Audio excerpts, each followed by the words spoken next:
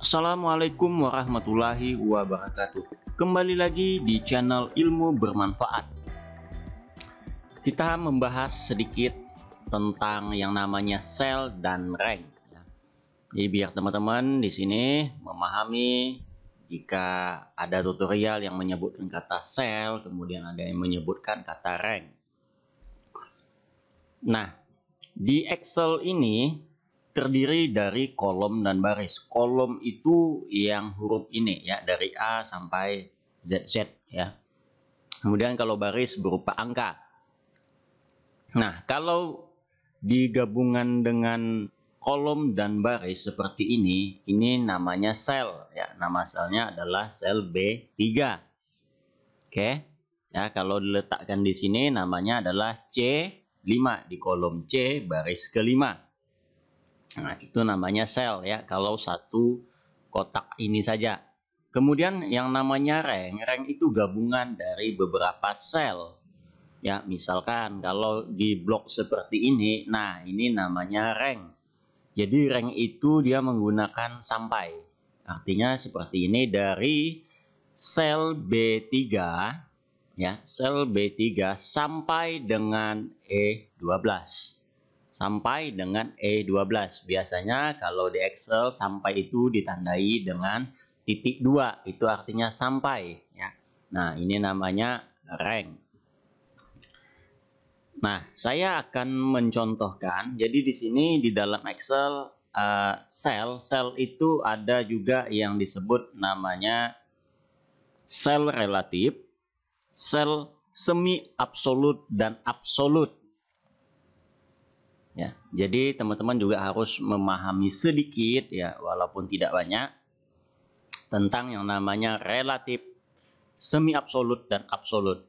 Oke, saya contohkan di sini yang namanya relatif. Relatif itu kalau rumus itu di copy dia akan berpindah mengikuti tempat kopiannya. Kita contohkan seperti ini. Dikali, nah ini namanya relatif ya, artinya kalau kita copy kemanapun sel yang kita klik ini juga akan ikut berpindah seperti ini ya. Biasanya kalau kita buat rumus kan kita tariknya ke bawah gitu ya, maka kalau kita lihat yang di bawah, nah ini ikut pindah ya, selnya ikut berpindah, ini namanya relatif, bisa berpindah. Kemudian yang namanya semi absolut.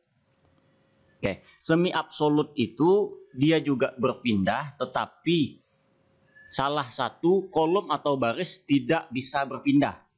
Oke, itu namanya semi absolut.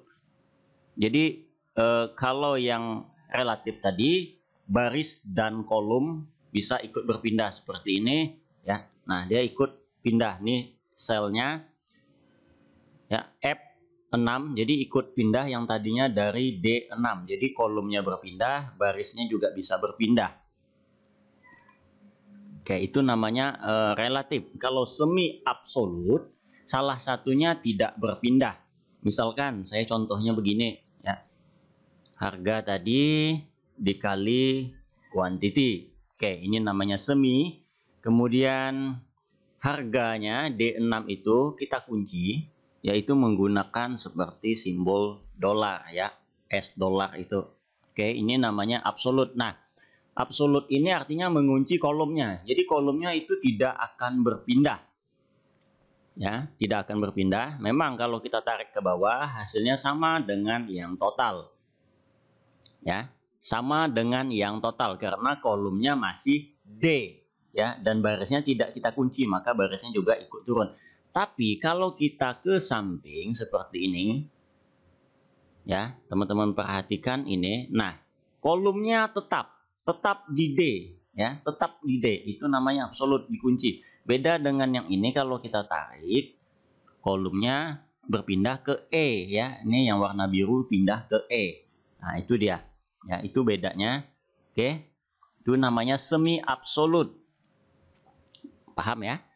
Boleh teman-teman kunci barisnya. Oke, sekarang kita ganti. kolomnya boleh tidak kita kunci, kemudian barisnya kita kunci, artinya barisnya selalu di baris 6. Jadi kalau teman-teman tarik ke bawah, nah ya, itu dia selalu di baris 6.